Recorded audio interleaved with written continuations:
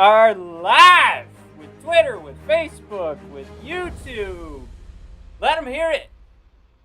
A who's who of social media. Who knew? Hi, everybody, and welcome to a walrus wobbling, Dragunov eye-opening, Ricochet rumor quashing, bam, episode of the Brothers of Discussion. Man, we're going to talk everything under the sun. No, we're going to talk wrestling. We're going to talk everything from the triumphant return of NXT UK. Talk about the Hurt Business being good for wrestling business, I'll say.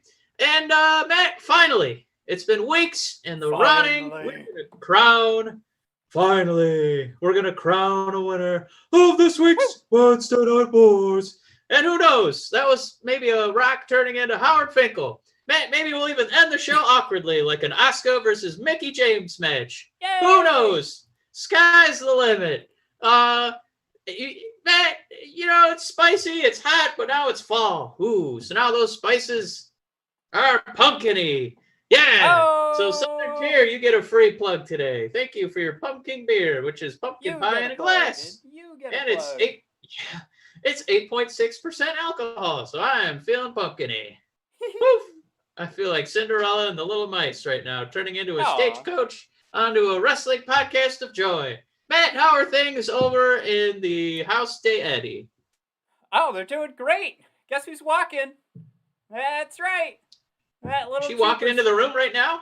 There she is. Oh God. No, she's too fast. She ran away. Oh no. She's already asleep. But Mike, it is the most amazing thing to see her flapping around. Like, it's only like a few steps at a time, but it's so cool. Yeah. I can't wait for it. I saw a guy walking outside today, so I can only imagine what it was like to see a little baby walking today. Well, also, I thought I'd give this a shot again. I was looking around at everybody else's like streams, and I thought it would be better for me to show off what I've got going on back here rather than like going, I have a green screen. So I see. I've got my 7 books that I own are right here. Most people haven't read that many. That's pretty good. I haven't read that many. It's a shot at myself. The Hardcore Diaries, King of Strong Style, The Best in the World, Take Your Eye Off the Puck, from Mr. Greg Wyshynski, the man who was my inspiration for blogging and podcasting. Women Love Wrestling, which was shout out to that book. Check it out. It's actually pretty good, but we were supposed to have them on the show and they never got back to us.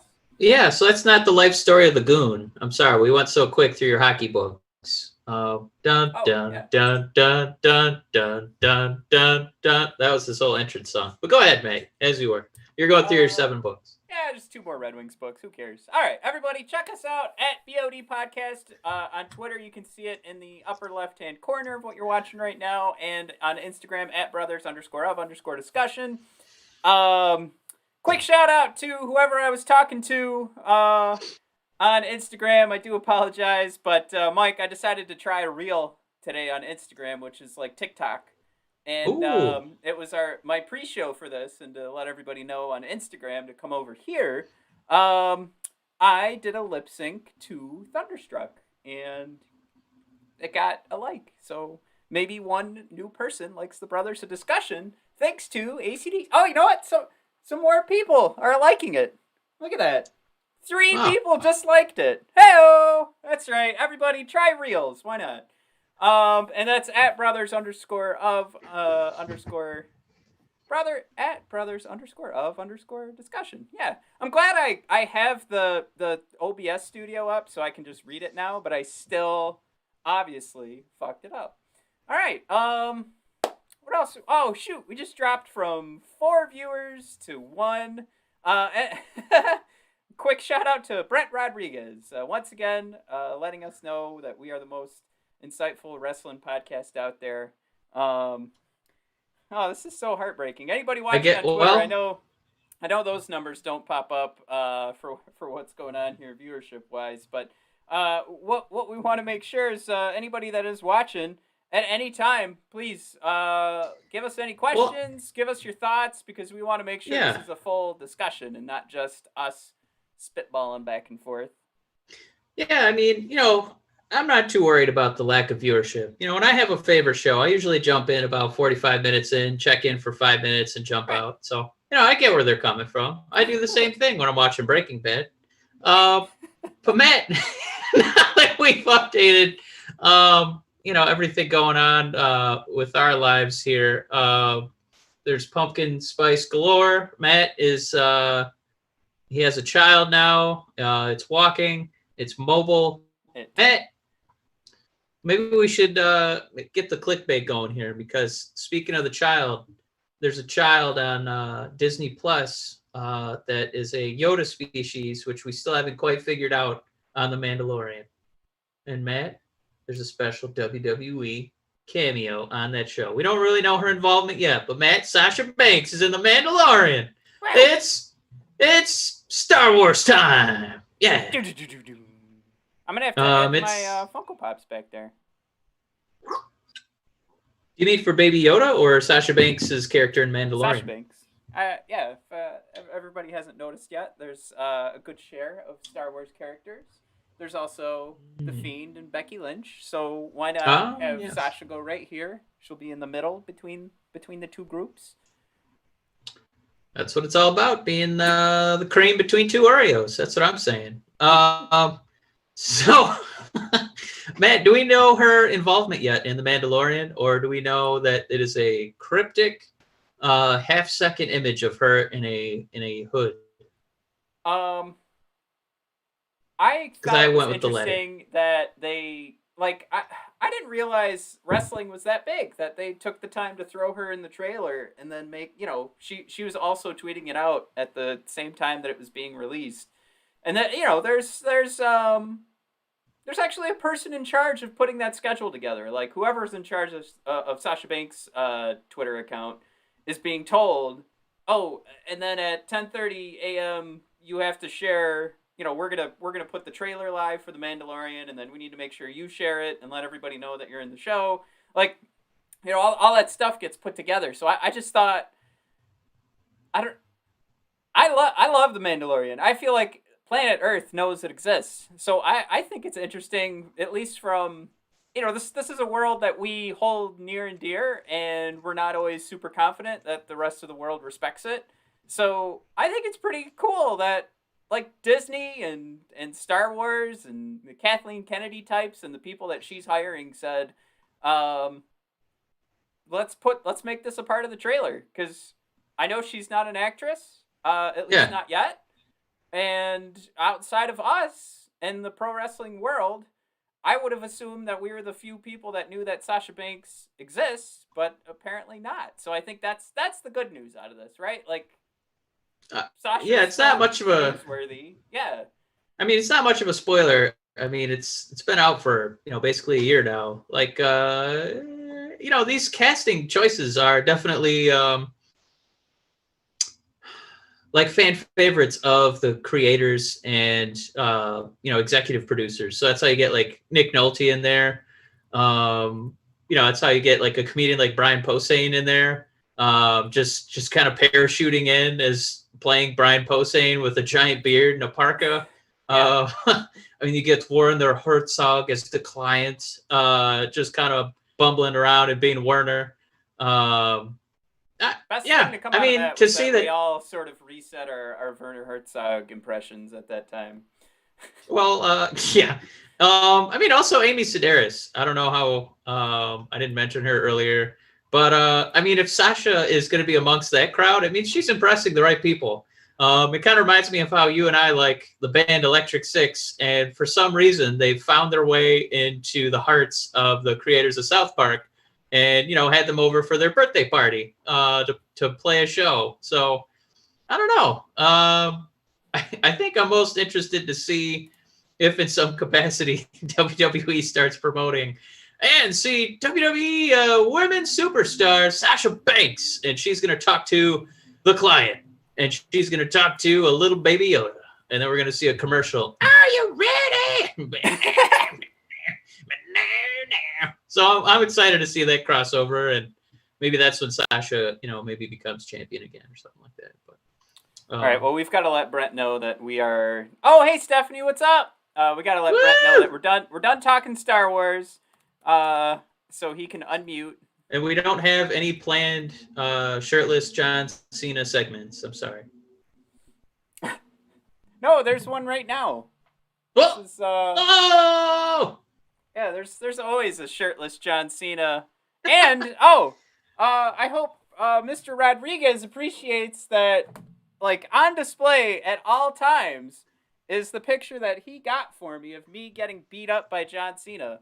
So not only is this a main feature for the show forever, Yeah. I look at, I mean, it's right, it's in my sight every day. This is what I look at. Yeah. I keep, by the way, before we actually get more into the show, if Brent is still listening, he needs to rent, borrow, steal a copy of the movie Blockers with John Cena, because John absolutely steals that movie, and he has a really good line where, if you've ever seen John in the ring or in his post-ring career with his weird hair part, no haircut looks normal on that man, but he still tries to defend the John Cena haircut by saying, I have a regular men's haircut. And it absolutely brings the house down. It's a funny, really funny movie, so I hope you get to watch it. Yeah, Matt, we used to play a game called, I think, Two Rumors and a Lie. And you would pull some awful things off the dirt sheet that weren't true, and then you'd make one up, and I used to have to guess what it was, and it just we figured we need to stop encouraging this behavior, so we stopped playing the game. Two entities did not get that hint, Matt. WrestleVotes and Sportskeeda. They're like, let's just keep doing the two rumors and selling them as two truths, because they said Ricochet is done. There's a whole nother rumor too that both of these brands got involved in talking about. Now, here's with Sportskeeda, they used to make it onto our game all the time, and I thought about restarting it today, and I was in the middle of like putting together like new graphics for us when the show would start, or when the game show would start, which I am gonna do. We need to set up a brand new game, like something like that needs to happen, because I'm having so much fun. I don't know if everybody caught the new graphic I made today for the show with the neon lights. I was pretty proud of that. But I really want to make a graphic for our game show. Anyways. How about two rumors and a Sportskeeda? Right. So because those are usually lies. Thanks for getting me back on track. Too many hits to the head. When we used to play this game, they would show up all the time. And it's not because they're creating the rumor. It's because they have good SEO. And they would report somebody else's rumor. So they would just take any old tweet and report it as if this was wrestling journalism. So almost, I would say as bad, because they had earned the SEO spot on Google. Okay, so there are folks who might be listening right now or listening to the podcast later that are going to feel some sort of twinge of like, I'm a wrestling journalist. Like, if you do it the right way, we're not talking about you. But what we are talking about is either creating these rumors that have no base, like Ricochet today when he was rumored to be done with the WWE and immediately tweeted, like, this is bullshit, just so everybody knows.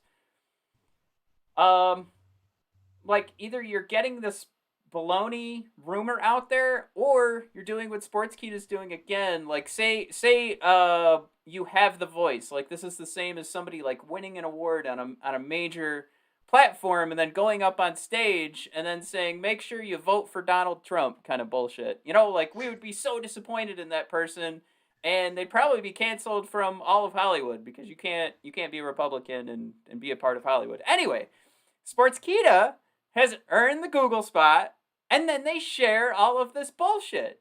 So for all of the work they want to do and saying, like, well, we're just reporting that somebody else said this on Twitter, a little bit worse, because you have the voice, you've earned that spot on Google. When people search Ricochet today, Sportskeeda will pop up with a story about him leaving the WWE, which is not true. And then they'll update that story and say, well, Ricochet said later it's not true. Still, just fucking garbage journalism. Absolute fucking trash. But masterful search engine optimization. Masterful. Right. I'm jealous that I'm not doing it. There was the one time, and I feel, I still cringe when like it pops up on like my time hop when we reported that Big Van Vader had died. I did it. I was on my honeymoon and it happened, and I was trying to like boost up our SEO for the website. And there's probably people that are looking to hire me. I'm still applying for jobs, and they're going like maybe they'll listen to this and they'll go, "You asshole! Yeah, of course you should write articles about Big Van Vader dying. There's going to be a ton of people clicking on that."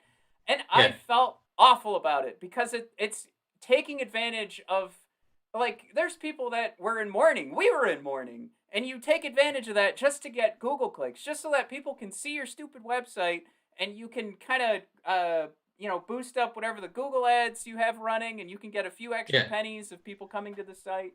And then the SEO aspects of it too. Like once you get those hits for those baloney articles, or the ones that are taking advantage of human emotion, then you get ranked up later for the next article you write.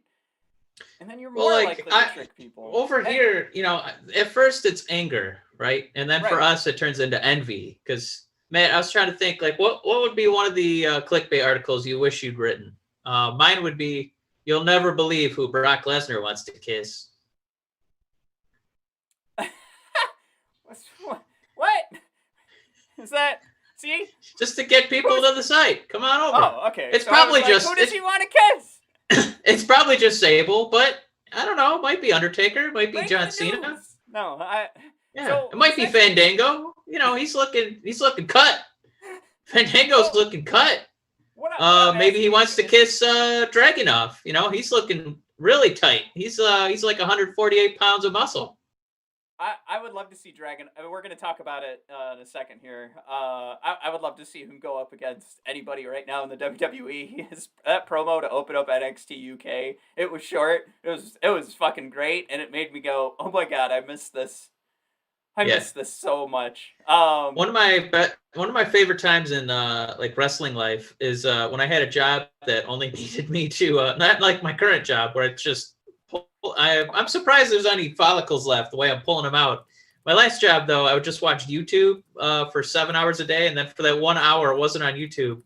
I would watch NXT UK and, just watch Dragunov out there with his very precise conducting of, music that's coming out of a loudspeaker and those red demon eyes, Insidious style. And he would just come out and beat up people because he thought they were Patrick Wilson. I love Dragunov, and I want him to succeed. And I don't know if he's ever going to be like WWE, getting the pulling the coattails of Vince to get on TV. But every time I see him, it's a treat. So even if I just get a little taste and I just get to, maybe I'll find him on the WWE Network in 10 years, God love him. I love that psychopath. Give me more Dragunov. I'm so sad right now because our viewers actually went up while I was going on my rant about wrestling journalism, and we started talking NXT UK and it immediately died. I'm out. I'm out. Let's hear some SEO. Get that Dragunov bullshit out of here. Secrets. So I forgot that Dragunov was. Is this a SEO TED Talk? This is really cool. All right. I forgot that Dragunov was the number one contender to Walter's NXT UK championship, which again, the most beautiful championship I think in the WWE. Real quick, I think people left because they went and who does Brock Lesnar want to kiss? So they'll be back after they find out. After they find out it's Sable. But yeah, go ahead, man. Greg let us know it's just the three of us. Greg Greg's breaking my heart. So it's the two of us and Greg right now. Greg, let us know if any of this you want to pipe in on NXT UK. I'm not sure if you caught it. Or if he's got any guesses for who Brock Lesnar wants to kiss. Yeah, Greg, let us know who your best guess is. Best kiss. Who do you want on the Lesnar kiss cam? Oh no! All right, Andy Hammond, part of the Hockey Podcast Network crew. All right, Andrew, I have no idea. Un Basic Bar. Maybe I'm missing a Dragunov reference here, but I just feel so stupid right now. Andy was who I joined when we did the New Japan talk for the Hockey Podcast Network. Oh, is he naming someone for? He's like, these guys don't watch New Japan. They call themselves wrestling fans. You know, those 12 hours of wrestling coverage that they do every week is horse shit. Not till they start watching New Japan, get some 15 hours of wrestling every week, then get back to me. Well, I'm so scared that I'm missing a it's probably a living legend that we've never come across because we've been in the NBA's in a Disney bubble. We've been in the WWE bubble. It's just we haven't left. We ventured into the AEW bubble. We like it a lot, but I don't know who Hoochie Mama is. I don't know who that is. I'm sorry. But if it's a good kisser, maybe better for Brock. That'll be good. Get some soft lips in there. I'm ready to throw it into Google Translate just because I want to do justice here to Andy who's throwing this out there. It's going to say like... you guys are hacks. See. Japanese. Who's not a hack, Matt, is Mickie James. We got to see her this week in a women's championship match against Asuka. And I don't know why matches now, if something's going well. One of my favorite British meals is bangers and mash. This mash was a banger, if I may. And then the finish happened. And if you want to write some clickbait articles, all you had to do was be like, what really happened to Mickie James? And you'd be at the top of the list, Matt, because nobody knows. I will say that it looked like, because the two of them were really going back and forth. Mickie, I know that whenever people say, I was a young lass and I really wanted to get into wrestling because I saw Lita or I saw Trish. I saw Natty. Like, if you don't put Mickie James in that list, shame on you. I think she's excellent. I think she's a great storyteller. She's still got it. She still had it in this match. And then I don't know if she was just selling too hard. And the ref was like, oh shit, I better end this bad boy. Bling, bling, bling, bling. But the face Mickie made, I think, erased any doubt that she was injured when her countenance was her shoulders, her pecs, her eyes, her mouth all said, what the fuck? Like, if you can make your shoulders say what the fuck, that's a real what the fuck. She was not injured. I think maybe she just she Dolph Ziggler sold it so hard that maybe the ref thought she was actually hurt. But yeah, hopefully we get a rematch out of this because I like Asuka was going like she had a little extra zip to her step. Mickie still looked really good, and I wouldn't mind seeing her every week on my my 6-hour Monday Night Raw marathon. Give me more Mickie James, please. I know I was guilty of watching the live chat the next day on the WWE Talk Now, whatever the hell it's called, on Facebook in the morning. It actually ended up being her and Trish going back and forth.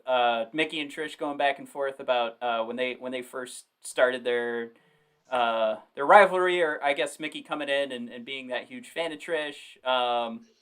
And my point is, number one, I really hoped that they would address it on this show because it was the next morning. They did not. But Mickie was in great spirits. Like, she was absolutely healthy and fine. Also, I got to throw out there, Mike. Andy Hammond really caught us here because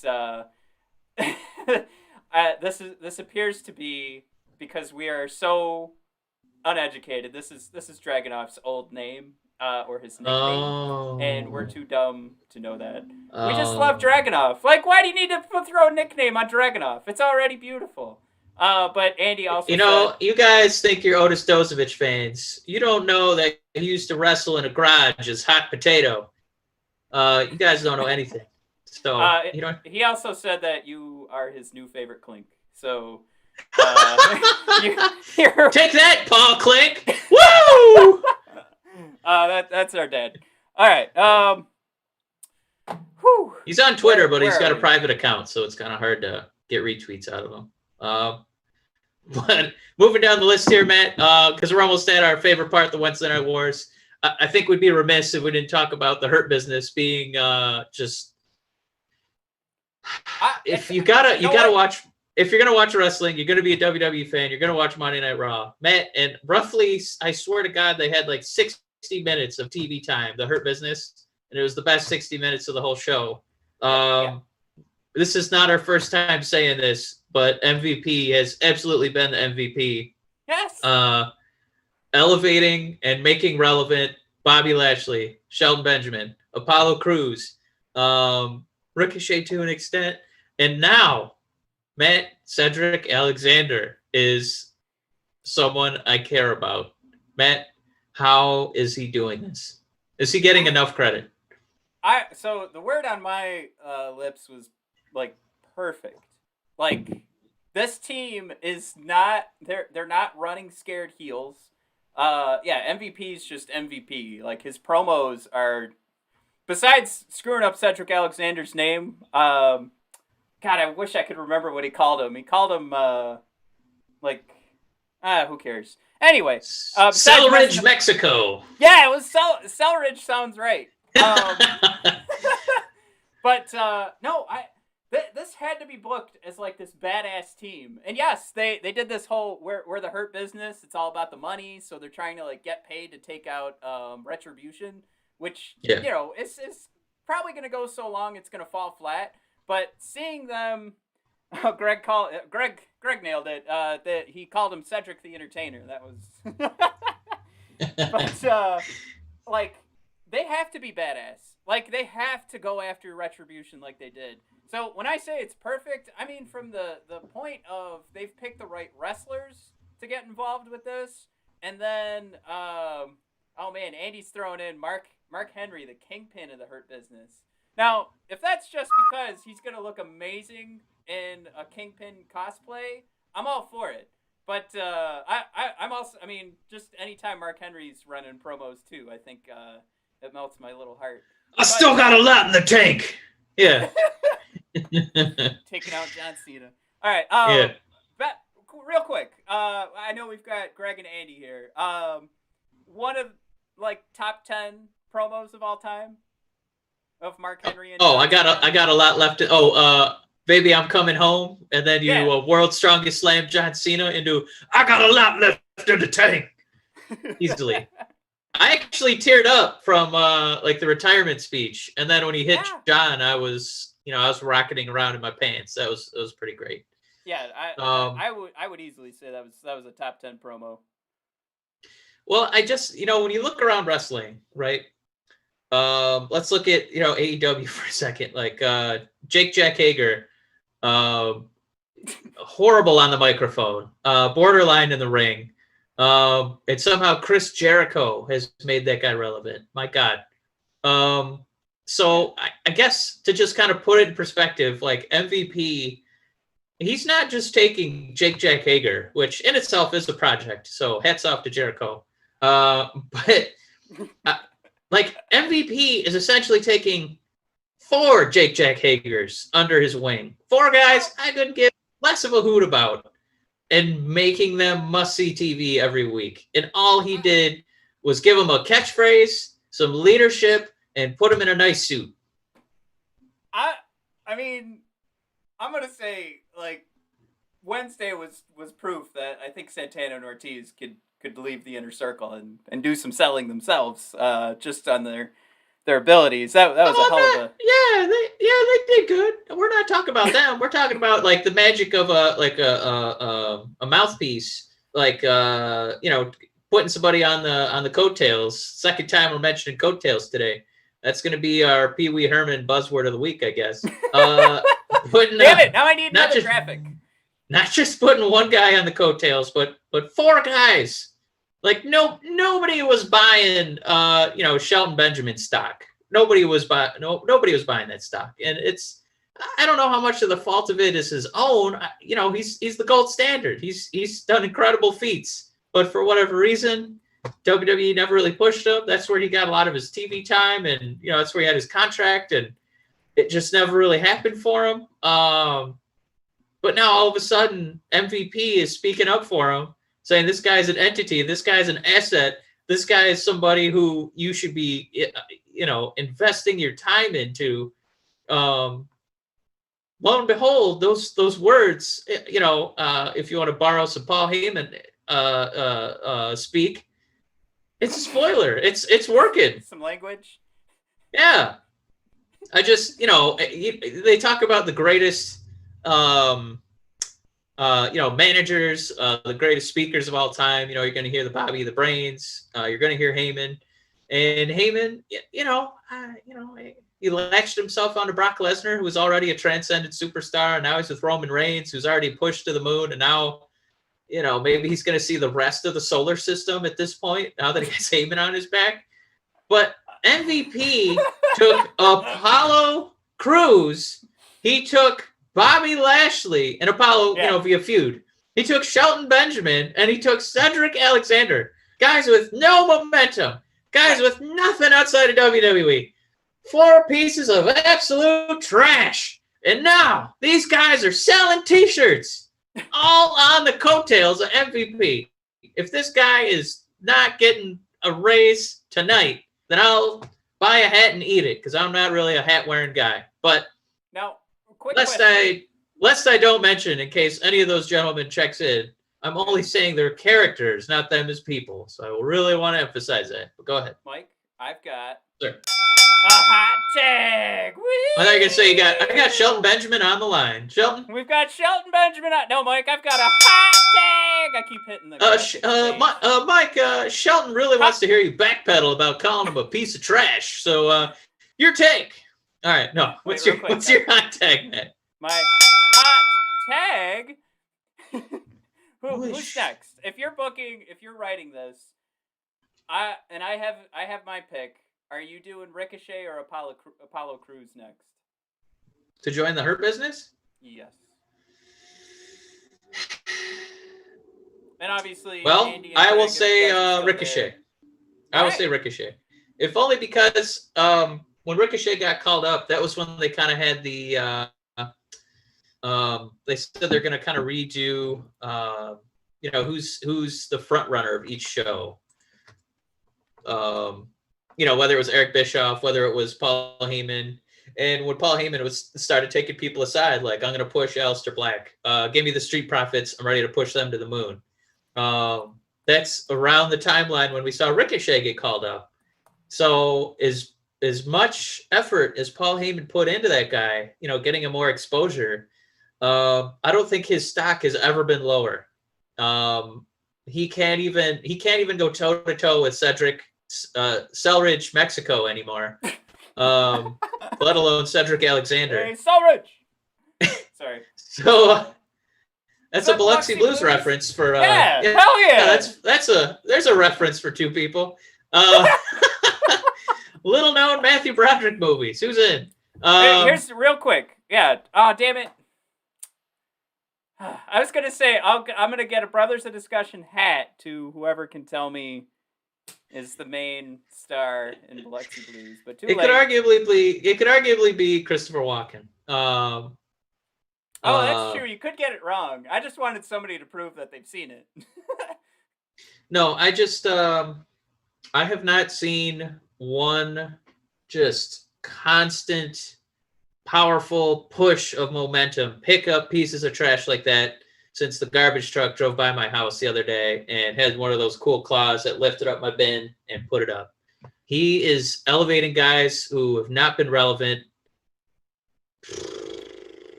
ever.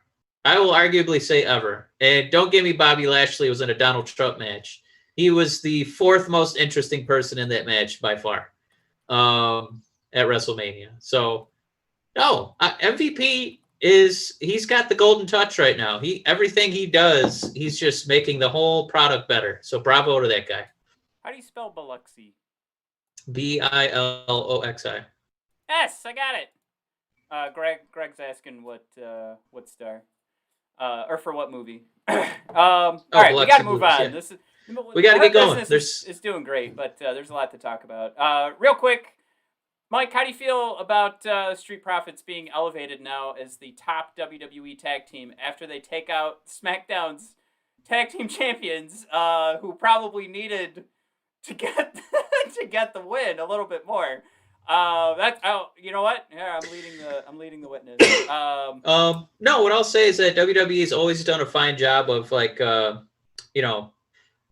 maybe fine is the wrong word. They've really been effective at emphasizing this entity is our top piece. Whether it's the Usos, it's just Usos all the time. Whether it's the New Day, it's just New Day all the time. And now it's Street Profits all the time. So it's great that we have this one, but I think a thing where, they start to, need to look over the fence and see where the grass is a little bit greener, or at least the grass is a little bit better at, tag team matches is AEW, where it for me, I honestly forget who the champion is, if only because there's so many teams on there kind of jockeying for position that get TV time, that get matches that are more than haphazard 5-second slap-togethers. Slap-togethers. That's going to be next week's Pee Wee Herman word. All I know is that tag team. When we're done with this. Woo! All I know is that there are the Street Profits, and that I know that there's Cesaro Nakamura. What the hell's that guy's name on Busted Open? I wasn't even doing him. I was doing our boy from Hulk Hogan. Right, you're doing Vince Russo, who I think Vince Russo doing Nakamura. And I don't really get that Nakamura. Exactly like that guy from Busted Open. That's does anybody watch or listen to Busted Open anymore? I know. We probably should now that they actually have Bully Ray on there, and I think I got a lot left in the tank as a special correspondent. I think Mark Henry's on there pretty frequently, but no, I think WWE's, they've always been able to promote one tag team, but it's just that the division is always just treated like garbage. It's definitely not even second banana. It's maybe third or fourth banana down their priority list for different divisions in the company. So, yeah, I'm fine with Street Profits being up top. I think Montez is about as charismatic as you can get without being Dwayne Johnson. So that might be a Paul Heyman-y comment of me. Maybe I'm just a Montez mark, but that guy knows how to electrify a crowd, even a crowd of television people in a magic bubble. So, maybe get the rest of the division going. Yeah. Lewis is joining us. He's joining us on Facebook. He wants to know who should be the next champs on both Raw and SmackDown. And I know you were just saying, it's so hard to even think of who the heck is a tag team right now. But I'm gonna at least throw out there that we've seen a lot of Twitter action from Dolph Ziggler recently, discussing him and his tag team with Robert Roode, the glorious Bob Roode. Bob Roode. That's what he was calling himself. But I like to think that means maybe he's just trying to get us all thinking about it again. But no, absolutely, it's so hard to figure out who the hell's a tag team right now, and I it's so sad that you have some real good tag teams that are going at it in NXT, and AOP just got released, and we're sitting here going, what the hell is going on? Yeah, the Viking Raiders had to disband because of injury. Here's what I'll say. I think we're going to see something like Cedric Alexander and Shelton Benjamin going for a tag title soon. They absolutely should. The only other one I would do is if that's going to go the Raw route, because I just want more titles on the Hurt Business at this point. On SmackDown, I think because that's just the entertainment show at this point. That's where Bray Wyatt is. That's where Roman Reigns is. That's where Paul Heyman is. If you're going to go the entertainment route and you want to make those tag team titles exciting, I own a Nakamura shirt. I love Cesaro, but if you want to be as entertaining as possible, I don't know if work rate is really the best way to go about it. I think if you're going to be SmackDown, if you're going to be AC/DC, are you ready? Matt, you need some meaty men slapping meat. And that's why I'm going, oh yeah, Taki! I think it's time for Heavy Machinery to take those belts and really amp up the energy, amp up the fun level on SmackDown to just really make it a fun 2-hour show every Friday. Lewis threw out there, Ivar is out with the arm injury. Imagine if the Hurt Business wins all men's titles on Raw. Oh my God! All right, so you got to book it right now, right? So does that mean? And Lewis, you let me know what you're thinking on this. Does that mean MVP is like challenging for like the WWE Championship, or is it just Bobby Lashley and somehow the U.S. Championship just gets passed down to MVP? Well, I think you got to think of no. I think MVP is beyond titles at this point. I think the way they've kind of booked him, the way they've kind of rebranded him, relabeled him, changed his gear, changed his music. I think the last big piece of the puzzle of the Hurt Business could be Keith Lee. If you want to really make that group pop, you really want to make Keith Lee just, holy God almighty, what is going on Monday Night Raws? You give him the title over Drew McIntyre and Randy, and then you give it to Keith Lee to lead this group. Woo!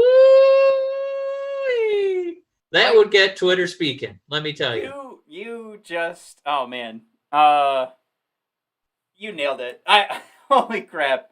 I would do that, or if something happens where Big E's momentum starts to stall out, I wouldn't mind, like, the Hurt Business, that can go on forever. So if we're talking like Royal Rumble and we need to throw some juice back in there, oh man, Big E would be amazing too. And I'm still waiting for the turn on the New Day. I don't know, now that Big E's made such a hard push to say, like, I want to be me when I win this championship, maybe it's not Big E that does that turn. I mean, we've never seen Kofi really go that heel, and Xavier Woods would really blow our socks off. I mean, if the fun-loving, chucklehead just, everything he says just tickles me inside. I love his up, down, down, and I could just watch him smile forever.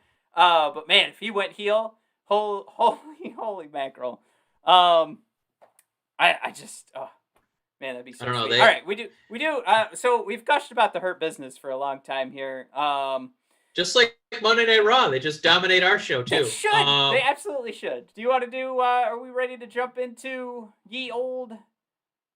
Yeah, I mean, we had a couple chicken nuggets about Bray Wyatt introducing a wobbly walrus to kind of oversee, which is that's obviously Paul Heyman. I thought it was kind of a cute addition. And I saw you had a note in here about McIntyre and Orton having an ambulance match, but I still think best case scenario for that, get Keith Lee involved, get the Hurt Business involved. That's where the money group's at. I think, Matt, it might be time. I think it might be time for the Wednesday Night Wars. Oh, yeah. Right. Let me, Wednesday night. Sorry. I don't know if this counts as really one of your, because you were our NXT correspondent again. Matt, I was the AEW Grand Poobah once again. Matt, I don't know if this counts. I don't want to steal your thunder, but I might be buying yet another NXT t-shirt. This one, Matt, the designer, Dexter Lumis himself. Eat your heart out, Jericho. You can do your own entrance song. Dexter Lumis was in the lab putting together his own effing t-shirt. It looks awesome. Matt, I like it a lot. Take my money. Yeah, it was beautiful. I'm all for it. I mean, how much I love the character Dexter Lumis, so I'm that guy. Like, if I need to figure out what shirt I'm gonna buy, I just look at the guy that probably needs the most support. So I'm gonna go Dexter Lumis on this one and pick up one of those shirts. Same thing with the Hurt Business t-shirt is on its way. Like, I could not wait. The thing is beautiful. I can't wait to walk around with my gold shiny t-shirt. I'm so excited. Oh my God. I know. Hurt Business forever. All right. So, so like high level, macro level, Mike, this wasn't, we always start off, we give our grade, we say who we thought won the night, and then we'll regrade it again, and we'll say, all right, after talking about it, who actually had the better show on Wednesday? Yes. And again, we don't give two fucks about ratings. Again, just another SEO trick by all of the wrestling journalists out there. Anyways, better show was AEW, and I watched both.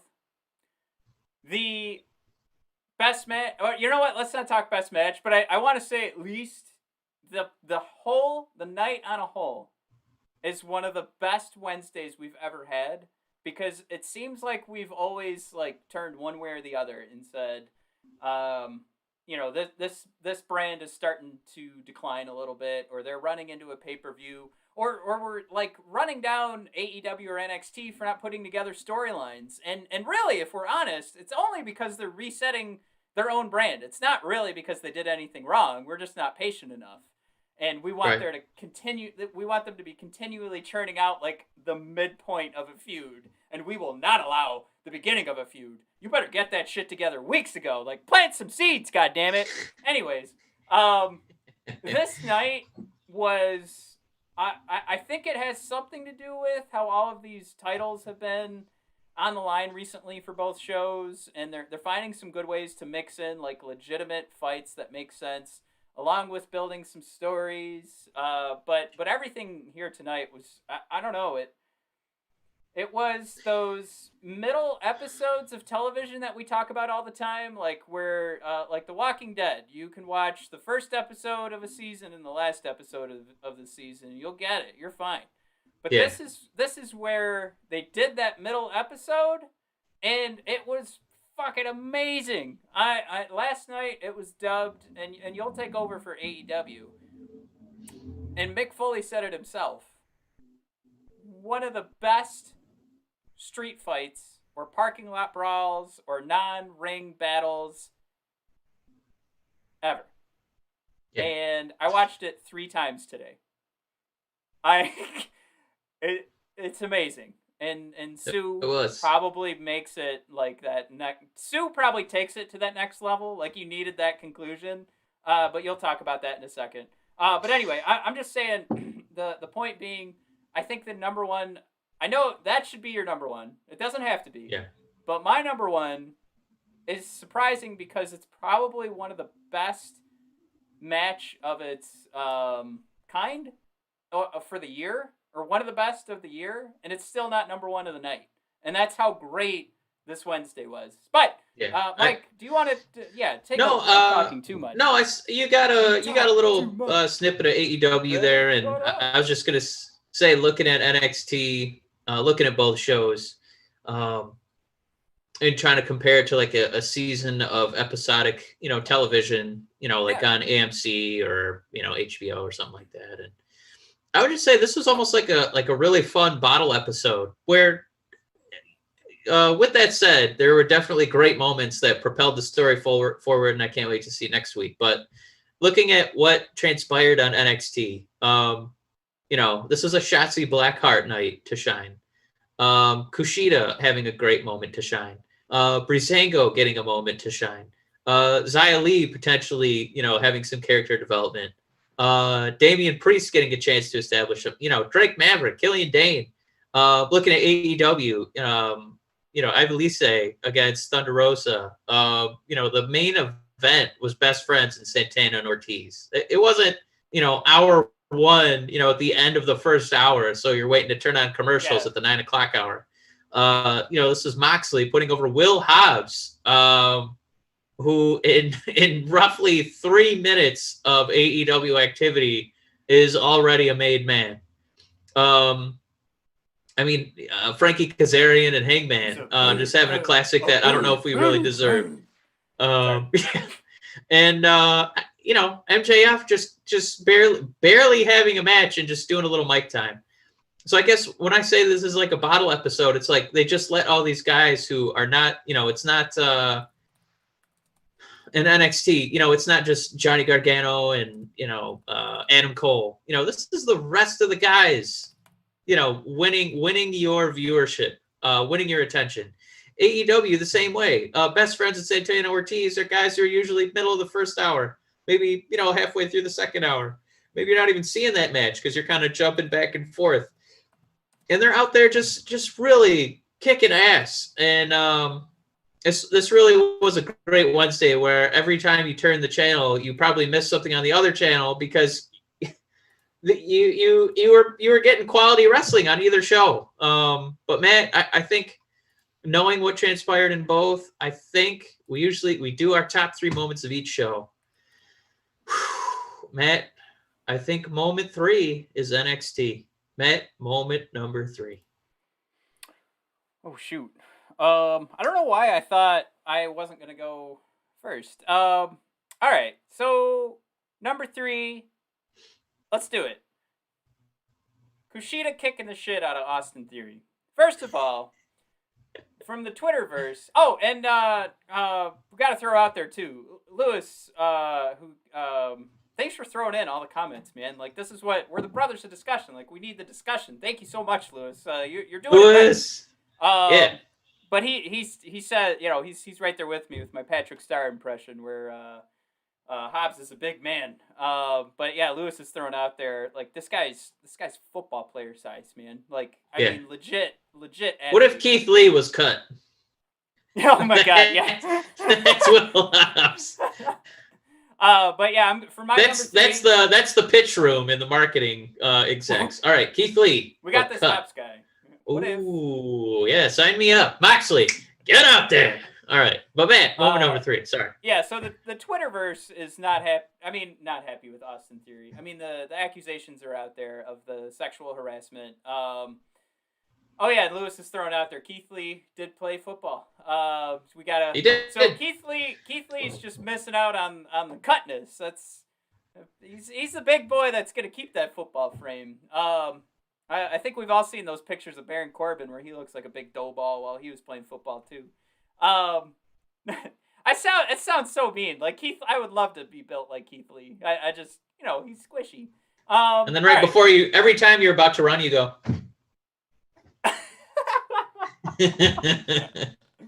Which they've coached him to stop doing, and it kills me. But go ahead.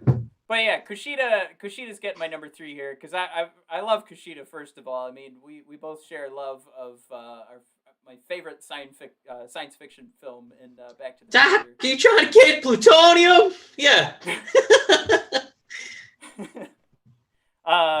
Kushida, get the hoverboard. I don't know what you're doing. That was terrible. Scott. Yeah, is that what you're going for? Okay. Yeah. You know, I will say, my first writing that I did for free was a Back to the Future, X-Men, and Rurouni Kenshin fan fiction. And I still get emails from fans of that fan fiction that say, when's the next episode coming out? That thing is like 12 years old now, and people are still reading it. I love the internet. Anyway, I'll finish this number 3 at some point. Let's do number 3. Number 3, man. Let's have some decorum here. Yeah, I mean, Kushida's pretty much doing the job of what all of Twitter wanted to do to Austin Theory because of the harassment accusations that are connected with his name right now. I don't want to touch it because I will be honest, I'm not educated enough to know what the heck's going on with Austin Theory. I just know everybody hates him right now. But Kushida getting the win, selfishly, is amazing for me because I love Kushida.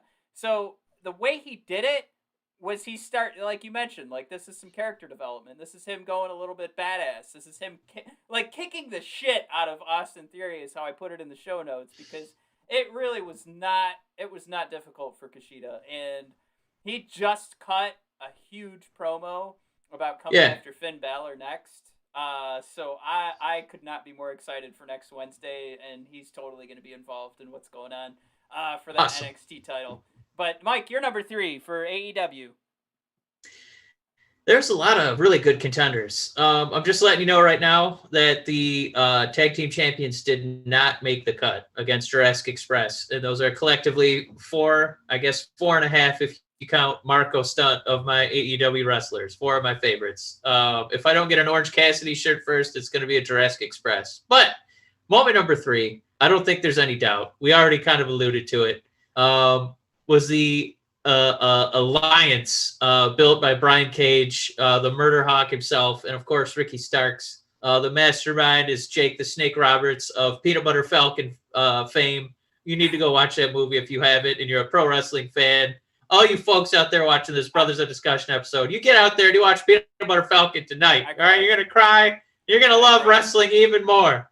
Yep. But anyway, Moxley, he needs a little help. This is gonna be a 3-on-3 tag. He has no friends. So out of nowhere, out of his ass crack comes Will Hobbs, who just comes flying up the stairs at a speed.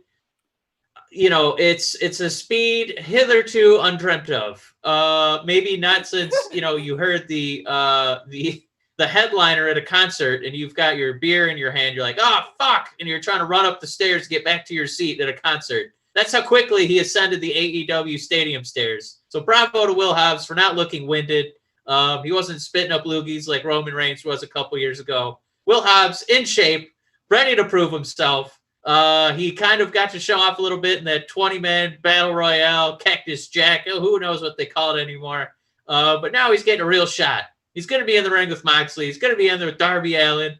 And he's going to be beating up Ricky Starks, undoubtedly. So I can't wait to see it. This big, meaty man slapping meat. I can't wait to see it next week, Matt. Woo! Give me moment number 3. Matt, that takes us to moment number 2 in NXT. All right, now this one, I started out the day and I made our discussion of the day, which is our new thing on Twitter. So if you don't follow us on Twitter and you're watching us on YouTube or Facebook, we're doing now on a daily basis the discussion of the day. I put it as question of the day for a couple of days, and I was like, that makes no sense. We're the Brothers of Discussion. So discussion of the day was Brother of the Day. Is everybody else okay with Timothy Thatcher beating Damian Priest tonight? Because I certainly am. And that started out because just like we were talking about earlier, I'm a huge fan of Dexter Lumis. Yes. I think there's a lot of character development there, and that's what I fall in love with. There's also a ton of character development for Timothy Thatcher, and he gets whole segments where he's just talking about training guys on how to wrestle like him. Like he is this own his own version of how wrestling can work for anybody. Like he's got his own style that he needs to teach people. That's such a great way to sell someone. And they haven't done a lot of that with Damian Priest outside of him doing a fake bow and arrow at the screen, which is cool as fuck, but not a lot of character there. So as the weeks have been going on, they've been giving him a lot of push, and I just liked this match so much because we finally saw, I'm labeling this, Mike, as a signature win. Because he's getting a win over someone that you could have believed could take over the North American title.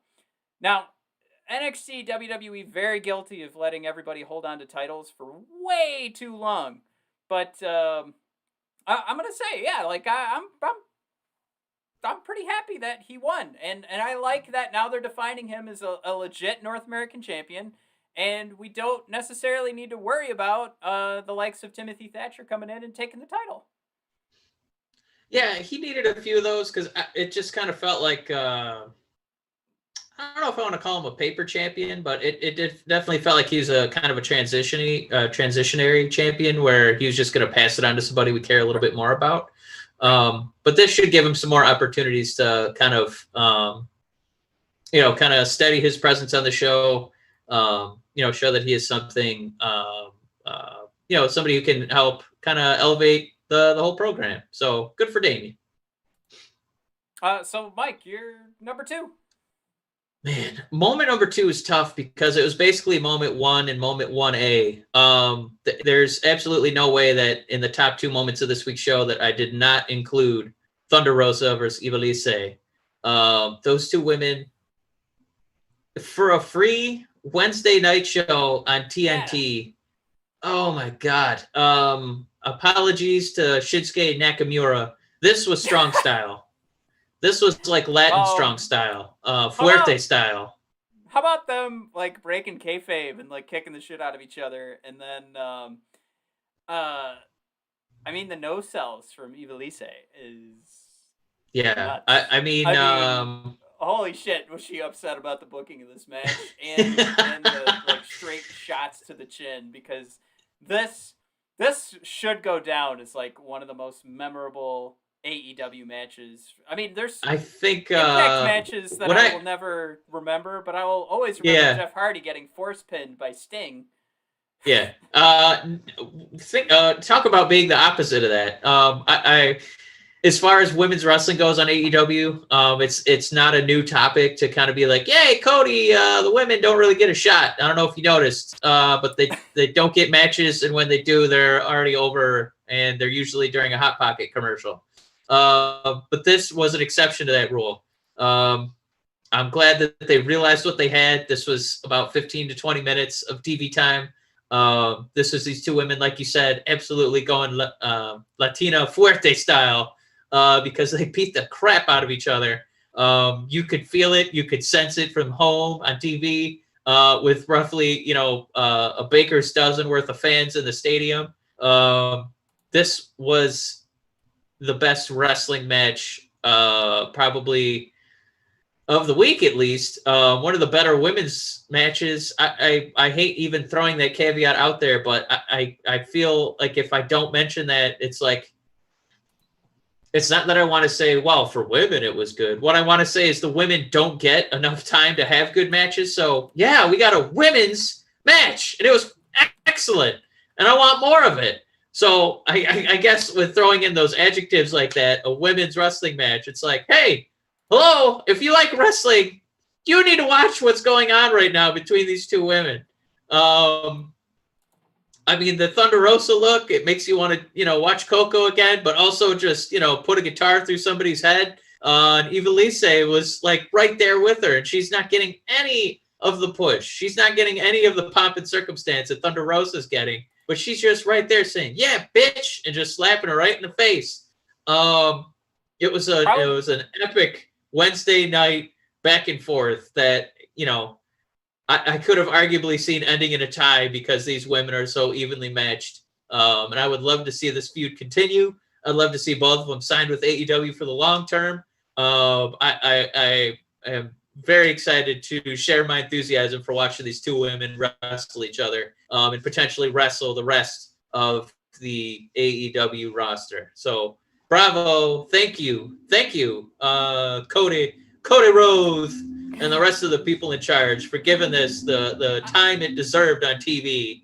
The only way it wasn't the main event was if you put on, what we're going to hear is maybe one of the best violent matches in a while. But Matt, before we get to that part, before we get to the number ones, there's always a dishonorable mention. Matt, dishonorable mention from NXT, if there was one. I'm going to say... I mean, there was so much good here because I'm gonna throw these quick hits out there. The Xia Li stuff is great. Breezango just kind of moving past Imperium and like we're legit tag team now. The only thing I could really put in there is just because I don't have any need for it right now because Ciampa is Ciampa, but his squash I don't need. He's Ciampa. Throw him wherever, So there's my dishonorable mention. But my number one, in my notes, it's listed as the second best match of the night because I'm including AEW in there, and I know what you're going to put as number one. But second best match of the night was Io versus Shotzi.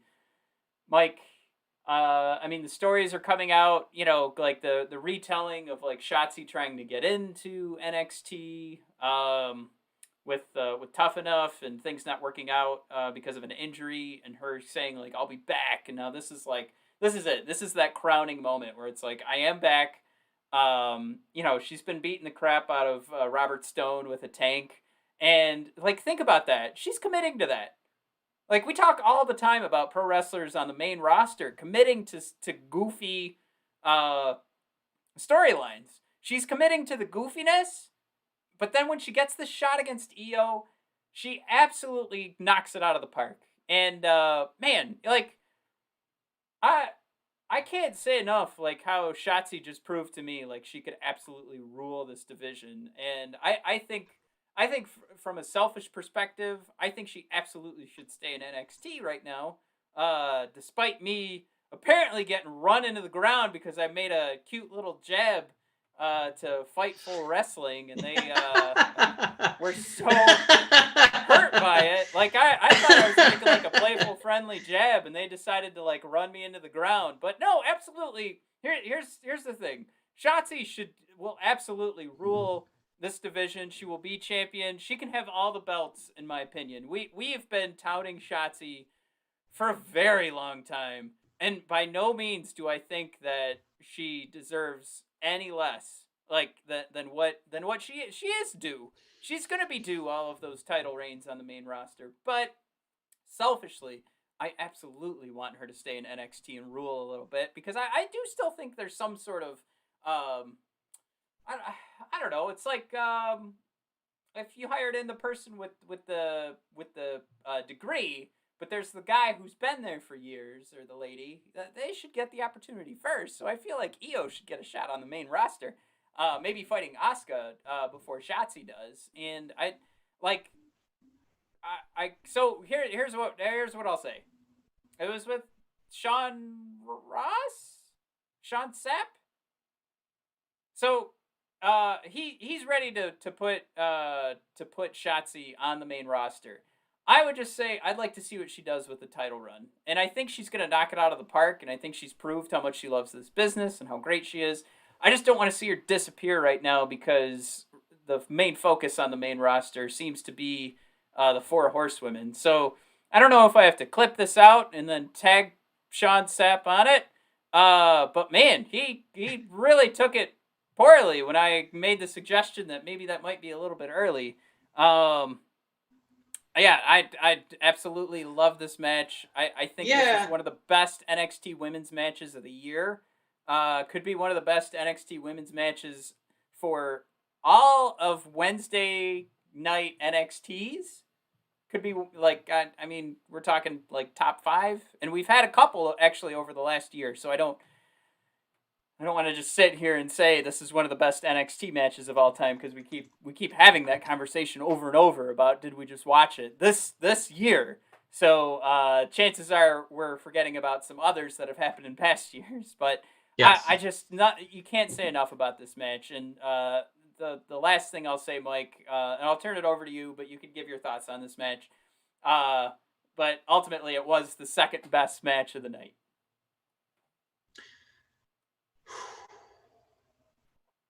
Wow. There goes all the listeners. Well, is my iPhone working? Yeah, I will say that when Shotzi comes out in the tank, I'm definitely thinking of like George Miller. Definitely thinking of the Furiosa coming out in the war rig, but with like a kind of a pleasantness to her. Like I'm happy to see her. I think other people are happy to see her. Not to say people don't like the Furiosa, but I think you're a little intimidated by Charlize Theron. So I don't know. I wouldn't immediately send her to the main roster, because I think that she could definitely be a showrunner for NXT. I think she could be up there with like a Gargano and Adam Cole, where she is the division for a little while. And for the women right now, I think you're right on the money, where we're so focused on the horsewomen that to just kind of get in the way of that is I don't know if that's a great idea for your career. And right now I'd rather just see Shotzi be the big fish. Right. So I do like that idea.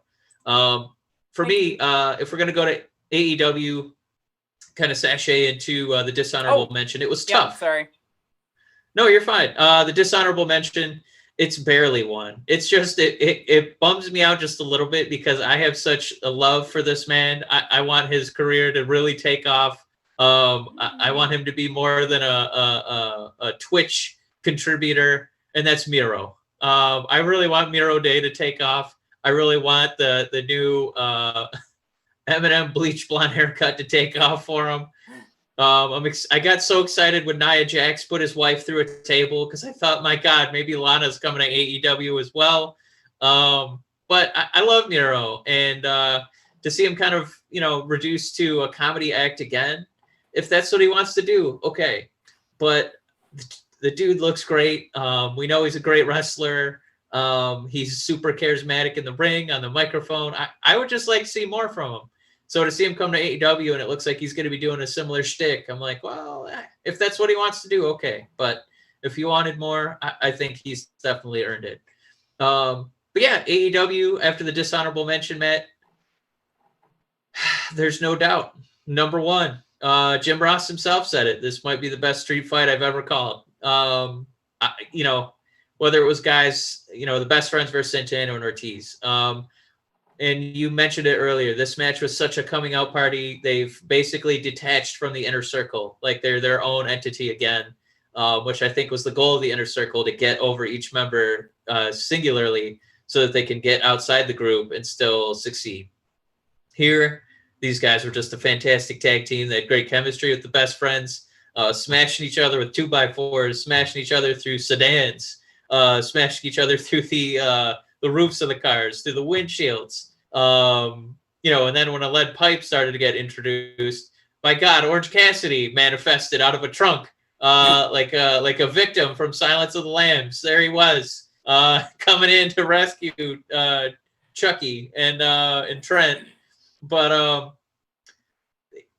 I gotta say that my favorite moment of this match was obviously, maybe the reference was just because the refs were bald. Goddamn, John McClane is he's getting older in age. I couldn't think of Bruce Willis's name.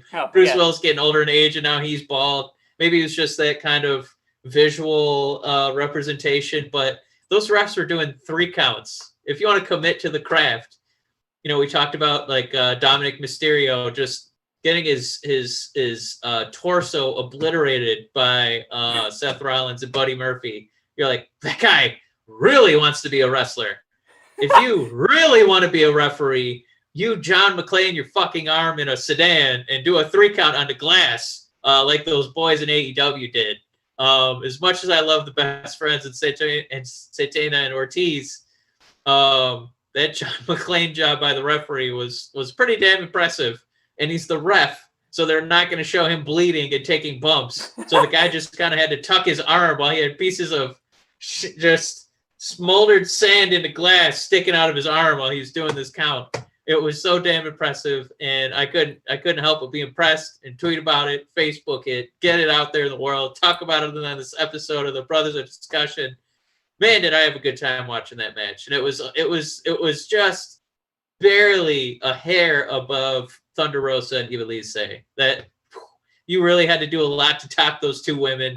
And somehow they just squeaked by the hair on their orange chinny chins. That's a statement. I would say they just squeaked by Io and Shotzi, but goddamn.